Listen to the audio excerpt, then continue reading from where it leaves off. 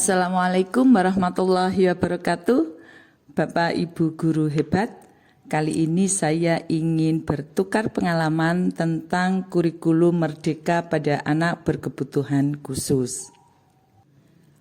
Apa sih kurikulum merdeka? Bagaimana cara mengimplementasinya? Ini memang masih banyak sahabat guru yang belum memahami. Jadi, pada dasarnya kurikulum merdeka itu hanya satu gambar. Hal yang paling prinsip pada kurikulum merdeka ini pada munculnya prinsip profil pelajar Pancasila. Nah, profil pelajar Pancasila ini tidak muncul pada kurikulum-kurikulum sebelumnya. Memang dulu ada yang disebut dengan penguatan pendidikan karakter dan juga penumbuhan budi pekerti.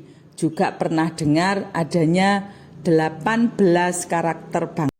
Konsep seperti pendidikan karakter, penumbuhan budi pekerti, 18 karakter bangsa, itu pernah kita dengar dan juga pernah kita laksanakan. Akan tetapi saat itu untuk pendidikan karakter itu masih berbentuk rencana pembelajaran. Sedangkan secara implementasinya atau secara actionnya masih belum nyata seperti sekarang yang ada pada kurikulum merdeka ini. Nah, pada gambar ini kurikulum merdeka tujuan utamanya yaitu membentuk siswa untuk menjadi profil pelajar Pancasila. Untuk menjadikan pelajar menjadi profil pelajar Pancasila, implementasinya atau pembelajarannya itu ada 4, yaitu yang pertama tentang budaya sekolah. Budaya sekolah itu tentang untuk budaya sekolah dan ekstrakurikuler itu tidak jauh berbeda dengan kurikulum 2013 yang lalu.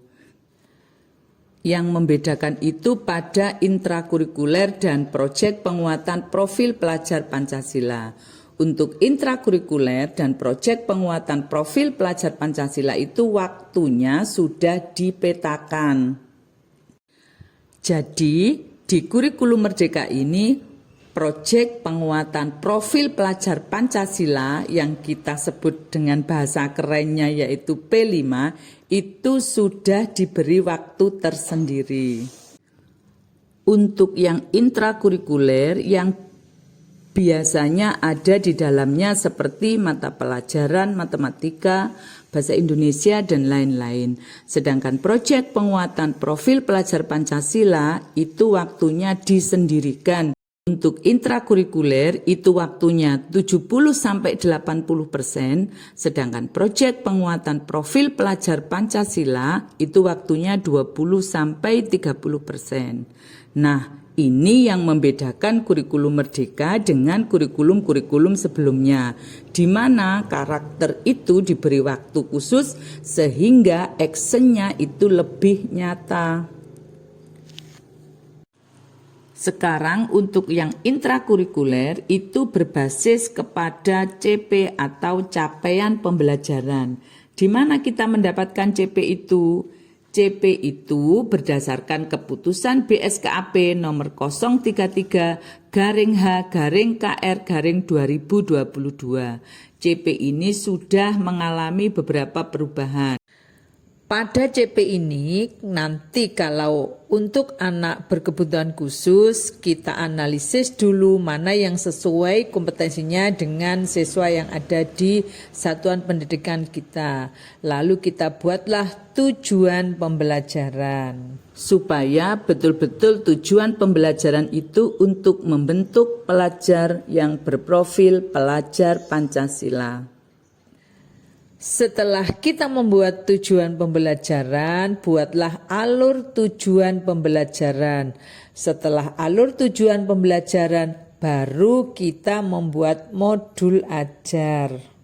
Sedangkan untuk P5 atau proyek penguatan profil pelajar Pancasila, kita bisa melihat pada keputusan BSKAP nomor 009-H-KR-2022.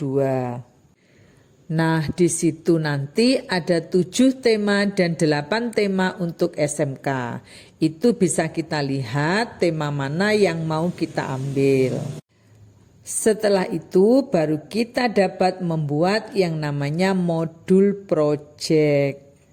Saya tekankan sekali lagi biar tidak salah paham kalau untuk proyek penguatan profil pelajar Pancasila atau P5 itu tidak berdasarkan CP, akan tetapi berdasarkan tema. Temanya apa saja? Seperti kewirausahaan, kearifan lokal, kehidupan berkelanjutan, suara demokrasi, bangun jiwa dan ragaku, dan lain sebagainya. Itu bisa dilihat. Sahabat guru hebat, bagaimana? Sudah pahamkah tentang kurikulum merdeka pada anak berkebutuhan khusus? Saya ingatkan sekali lagi bahwa untuk kurikulum merdeka, pembelajaran atau implementasinya yaitu ada 4 pembelajaran. Tentang budaya sekolah, ekstrakurikuler, intrakurikuler, dan proyek penguatan profil pelajar Pancasila.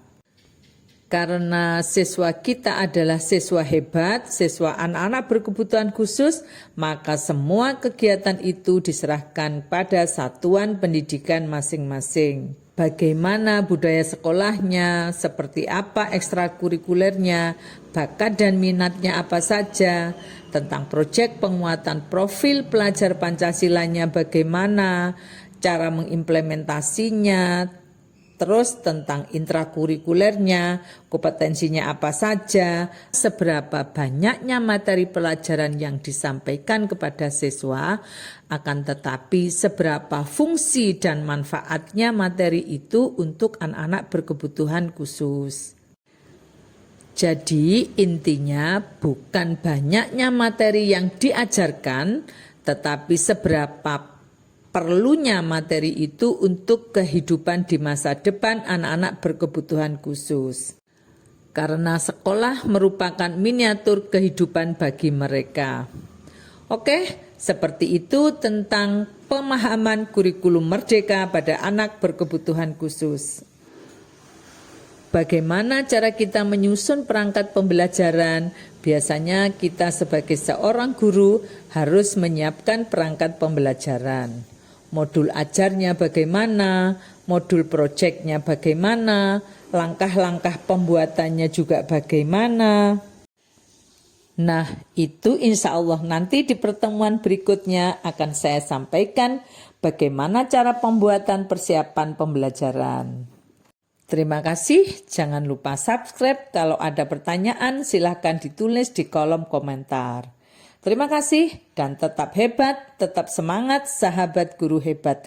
Wassalamualaikum warahmatullahi wabarakatuh.